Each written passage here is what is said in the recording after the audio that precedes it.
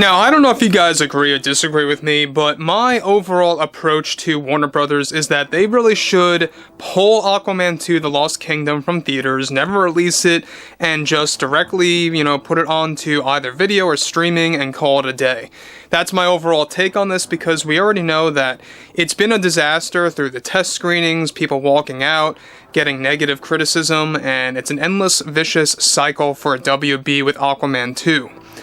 This is Mike Zero. Subscribe if you're new and like this video to see future updates. I'm also on Twitter at Mike01. I thank you also very much for the great and kind support. And let's get into what's happening with Amber Heard. Now, we know that this is the main reason why a lot of people are shying away from this movie and want nothing to do with it.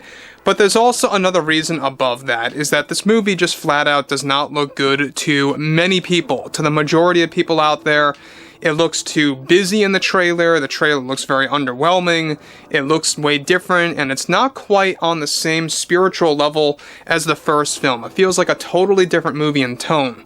Now, we know that James Wan directed this movie and really worked very hard with David McGoldrick, the writer of this movie as well, to really kind of establish this as what he calls a bromance.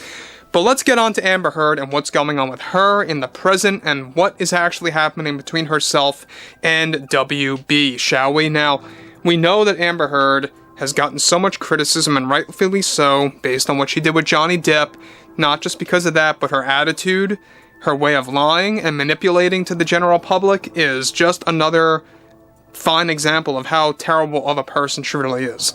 Now, here's the other big thing about this, is that given that actress Amber Heard is getting prepared for her role in The Lost Kingdom, one major development has to do with herself and Warner Brothers, along with director James Wan. Wan went on to deliver the following to DC fans. This production was a hard one. We really wanted to establish a bromance between Arthur and Orm.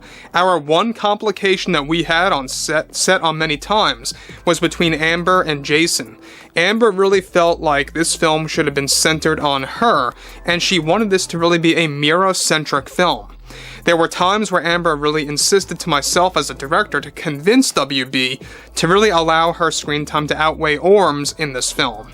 This was a hard no, since we knew going in this had to be a bromance movie. Additionally, separate from what Wan stated here, is that what James Wan had to actually establish is that behind the scenes, Amber Heard is preparing to make a big statement against all the criticism and noise against herself as an actress and for her character Mera in Aquaman 2. Once the strikes end, she is prepared to drop these astronomical statements to the general public that is going to be her first big snapback to the fans and to everyone. Now guys, let me just pause here before I get to the next big piece and details about this ongoing development, is that this just goes to show you how crazy Amber Heard is, how egotistical she really is. The fact that she really wanted this movie to be a Mera-centric movie above Orm, and even above Arthur at times. It goes to show you that she really wanted the limelight in this movie, regardless of her, dealing with the whole Johnny Depp trial and the ongoing criticism that she got with that. How she was literally proven to be a liar, a manipulator, somebody trying to game everything. And we know that Amber Heard is, I feel, the worst insufferable actress out there. Right up there with Rachel Zegler. I know I point this out too many times, but it's true. The thing about Amber Heard is that she is so egotistically driven to the point where she is now, and we're going to get into this in just a second, is now twisting WB's arm to do something very specific. So we know that this movie is going to be a box office failure, right up there with Fury of the Gods, The Flash, and let's not forget about the latest example from the DC Universe, Blue Beetle. That did not perform well at all as well. So Fury of the Gods and The Flash, I mean, those are two fine examples of box office failures of 2023. And, even other studios out there like Disney, they've had their fair share too, such as Indiana Jones 5, The Dial of Destiny. I mean, this year has been terrible with movie releases by multiple studios. Now, this is where matters get even worse for Amber Heard in the present, and we're going to talk about that right now. And this only makes James Wan and himself as a director kind of put into a more harsh position. We know that he's trying to save face, for Amber Heard. He did this a couple of days ago. However, this is where things get even more severe.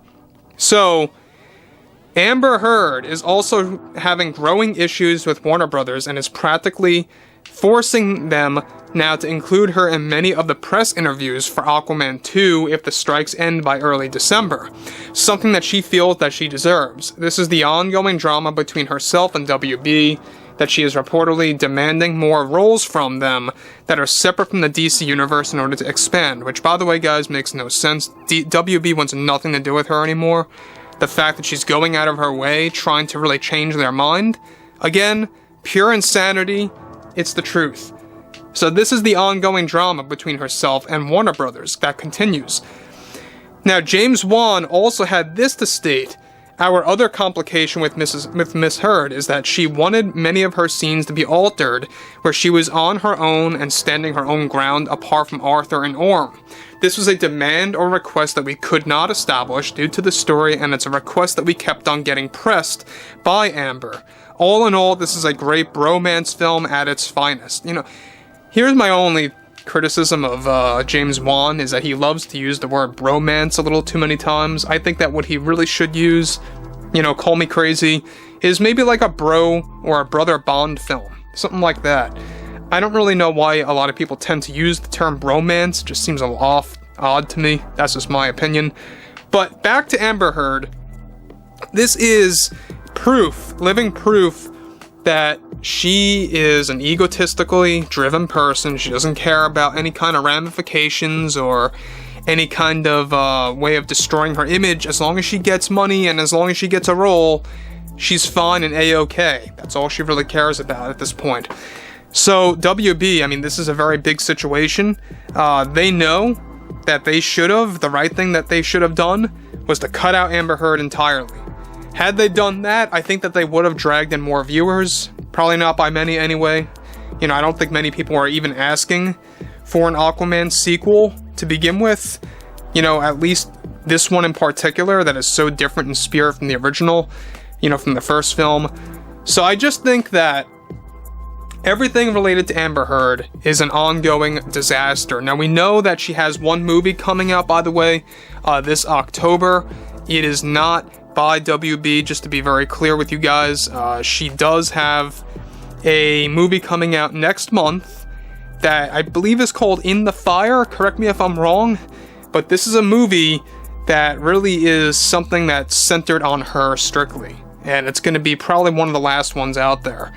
So anyway, I am really intrigued to hear what you all have to say about this whole Amber Heard situation, about what James Wan had to say, about how he did admit that there were complications between Amber and Jason Momoa, and creative differences between herself and Jason, based on, you know, some of the takes that they were doing for this on set. So overall, guys, you know, drop a comment below, fill me in below in the comments what you all have to say about this, and if you guys did enjoy the content for today, make sure to drop a thumbs up on this video to support the channel, and I will catch you guys next time.